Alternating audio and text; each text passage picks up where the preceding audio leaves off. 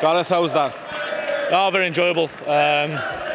South Wales really put up a strong performance in that first half, and we knew we had to fix up with a few things and get back to our game plan. We did that in the second half, but it was a real competitive game. Their boys are really strong carrying the ball, and I'm sure they'll go well at the back end of the year. What about this place, playing here?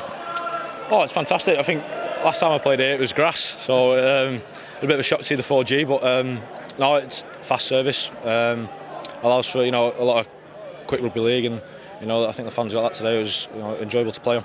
And you play Super League rugby regularly. How did this compare?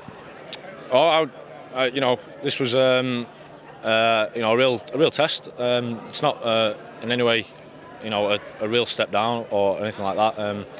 I really enjoy coming here and playing with the boys. Getting my confidence back and helping them maybe improve as well. So I thoroughly enjoyed today. My first Welsh derby.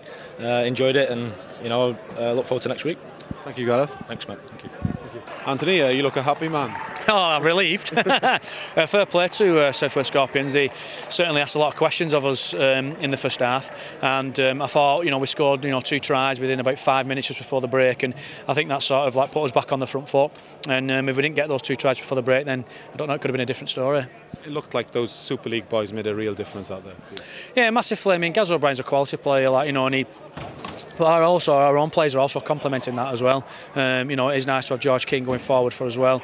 Gareth O'Brien at the back of things, but he's also linking up really well with Jamie Delamore, so it's good. What can the Crusaders do this year?